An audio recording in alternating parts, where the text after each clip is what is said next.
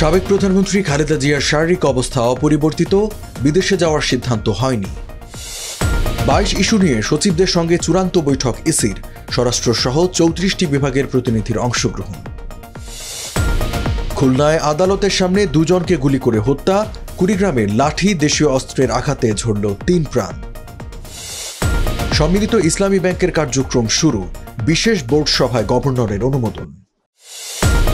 এবং ঘুষ প্রতারণা মামলায় প্রেসিডেন্টের কাছে ক্ষমা চাইলেন নেতানিয়াহু, বিবেচনা করার আশ্বাস আইজ্যাক হারজগের।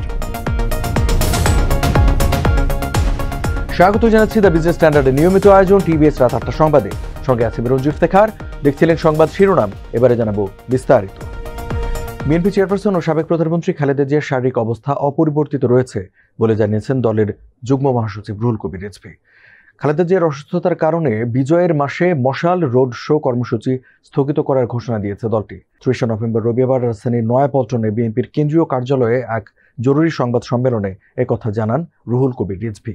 তিনি বলেন, আমি আজকে সবশেষ যতটুকু শুনেছি তার শারীরিক অবস্থা অপরিবর্তিত রয়েছে এবং তার বিদেশ যাওয়ার ব্যাপারে মেডিকেল বোর্ড এখনও কোনো পরামর্শ দেয়নি। তারেক রহমান কবে দেশে ফিরবেন, সাংবাদিকদের এমন এক প্রশ্নের জবাবে রুহুল কবির রিজভী বলেন, এ অবস্থার মধ্যে আসলে তার ফেরার কোনো আপডেট আমাদের কাছে নেই। যথাসময়ে উপযুক্ত মনে হলে উনি আসবেন। সংবাদ সম্মেলনে মশাল রোড শো কর্মসূচি স্থগিত করার কথা জানান রিজভী। আগামী 1 ডিসেম্বর ঐতিহাসিক কালুরঘাট বেতার কেন্দ্র থেকে মশাল রোড শোর মাধ্যমে বিএনপির বিজয়ের মাস উদযাপন কর্মসূচি শুরু হওয়ার কথা ছিল।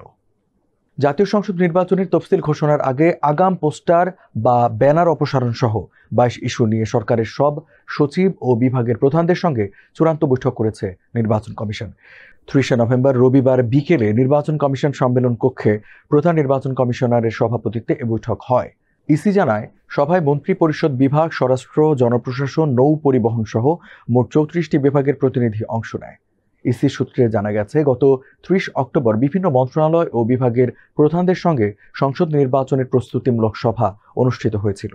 এরই ধারাবাহিকতায় চূড়ান্ত প্রস্তুতি নিয়ে এই বৈঠকের মূল বিষয় আগামী সংসদ নির্বাচন ও গণভোট। কোন মন্ত্রণালয় বা বিভাগ নির্বাচন কমিশনকে কী পরিমাণ সহযোগিতা করবে তা নিয়ে আলোচনা হয়েছে। খুলনা মহানগর দায়রা জজ আদালতের প্রধান ফটকের বাইরে গুলি করে দুজনকে হত্যা করেছে দুর্বৃত্তরা। 30 নভেম্বর রবিবার দুপুর 12:15টার দিকে এ ঘটনায় প্রাণ হারিয়েছেন মোহাম্মদ ফজলে রাব্বি রাজন ও হাসিফ হাওলাদার। প্রত্যক্ষদর্শী সূত্রে জানা গেছে, জামিনে থাকা দুজন আসামি আদালতে হাজিরা দিয়ে আদালত ফটকের সামনে মোটরসাইকেল রেখে চা পান করতে দাঁড়িয়েছিলেন। এ সময় 4 থেকে 5 জন দুর্বৃত্ত হেঁটে এসে তাদের লক্ষ্য করে গুলি ছোড়ে। গুলিবিদ্ধ হয়ে তারা দুজন মাটিতে পড়ে গেলে দুর্বৃত্তরা চাপাতি দিয়ে এলোপাতাড়ি কুপিয়ে জখম করে তাদের। এদিন কুড়িগ্রামের নাগেশ্বরীতে লাঠি ও দেশীয় অস্ত্রের আঘাতে প্রাণ হারিয়েছেন 3 জন।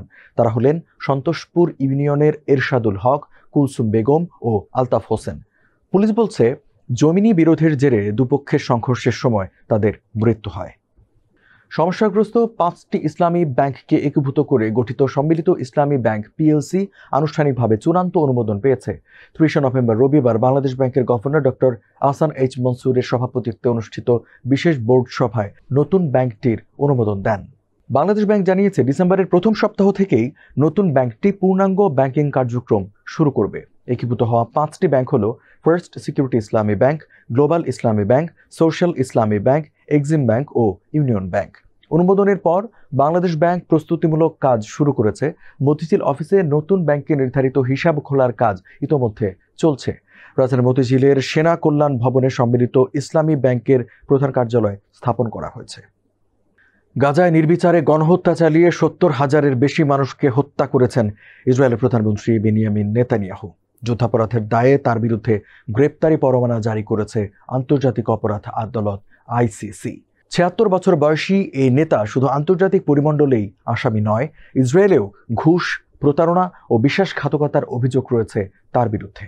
তবে তিনি এই অভিযোগগুলো কখনোই স্বীকার করেননি। অথচ এবার এসবের জন্য রাষ্ট্রীয় ক্ষমার আবেদন করেছেন। ইসরায়েলের প্রেসিডেন্ট আইজ্যাক হারজগের কার্যালয় এই তথ্য নিশ্চিত করেছে। 2019 সালে নেতানিয়াহুর বিরুদ্ধে 3টি মামলা হয়।